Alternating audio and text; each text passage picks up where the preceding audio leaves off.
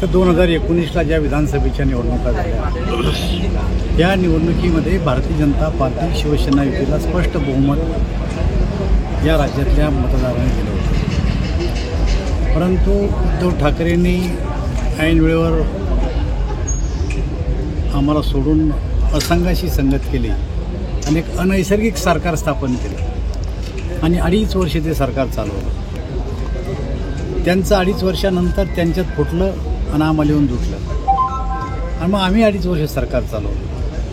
तर या राज्यातल्या मतदारांनी त्या 2.5 वर्षाची आणि या 2.5 वर्षाची तुलना केली की त्यांनी सरकार चालवलं तेव्हा जनतेच्या हिताचे, शेतकऱ्याचे, तरुणांचे, वयोवृद्धांचे, उद्योगासाठी यांनी काय काय केलं आणि आत्ता आमचं 2.5 वर्षानंतर आम्ही काय केलं याची तुलना या राज्यातल्या जनतेने केली. आणि त्यामुळंच भारतीय जनता पार्टी आणि मित्र पक्षाला भरभरून या राज्यातल्या मतदारांनी मतदान दिलेलं आहे आणि मला असं वाटतं त्यांना स्पष्टपणानं नाकारलं आहे. मागच्या वेळेस आत्ता जे काही आमच्या विरोधी विकास आघाडी लढली त्यांचे एका पक्षाचे जेवढे निवडून आले होते तेवढे सगळे मिळून निवडून नेले. आता एवढं त्यांना जबरदस्त नाकारलं या राज्यातल्या जनतेने आणि त्याच्यामुळं आता आमची जबाबदारी आम्हाला सरकार बनवायचं आहे. आम्ही जनतेला काही आश्वासनं दिलेली आहेत, त्या आश्वासनाची पूर्तता आम्हाला करायची आहे आणि हे राज्य सुसंस्कृत आहे.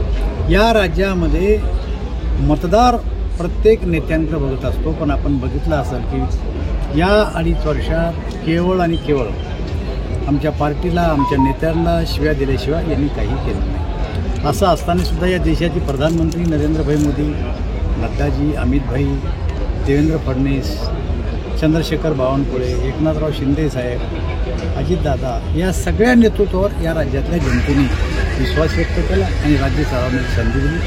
मला असं वाटतं लवकरच आम्ही आता आमचे नेते निवड करू आणि राज्याचा मुख्यमंत्री आमचे वरिष्ठ नेते ठरवतील आणि राज्याचा कारभार अत्यंत चांगल्या पद्धतीनं 5 वर्षांनी चालू. दुसरी एक आनंदाची गोष्ट म्हणजे कन्नड विधानसभा मतदारसंघामध्ये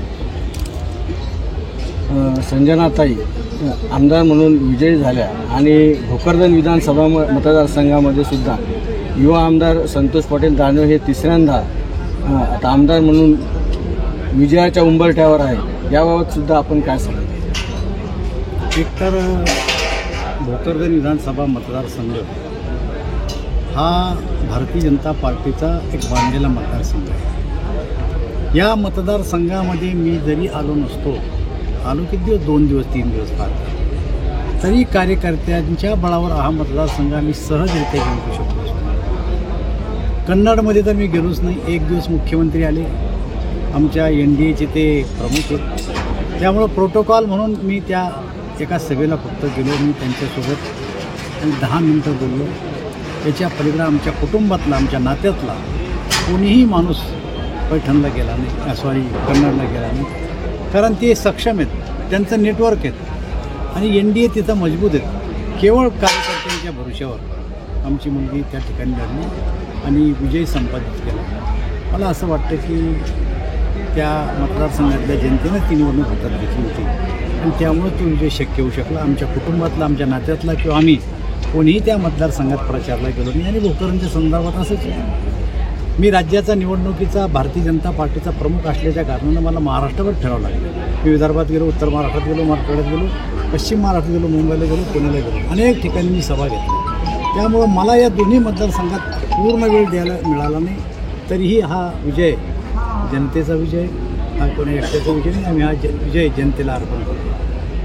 प्रामुख्यानं जालना जिल्हा आणि मराठवाड्यामध्ये जे महायुतीला यश आहे या अर्थाने सगळे आपल्या नेतृत्वाकडे पाहता आणि आपल्या नेतृत्वामध्ये एक घवघवीत यश आलेलं आहे. तर आपण जे फुलंब्री मतदारसंघ असेल, जालना विधानसभा मतदारसंघ असेल किंवा बदलापूर मतदारसंघ असेल, तर याबाबत प्रचार करताना आपण अतिशय प्रभावीपणे राबवली.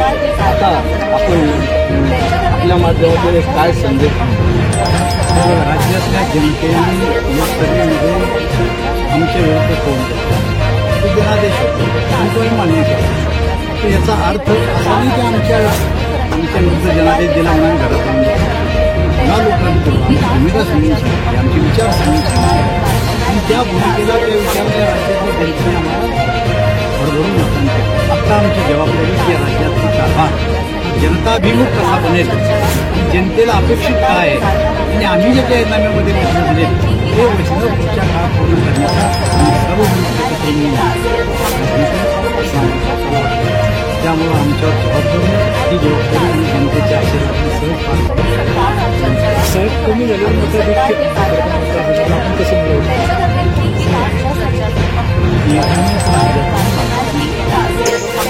हा मतदारसंघ फार मागं होता नियोजन आणि आता जे काय आम्ही जनतेमध्ये जनादेश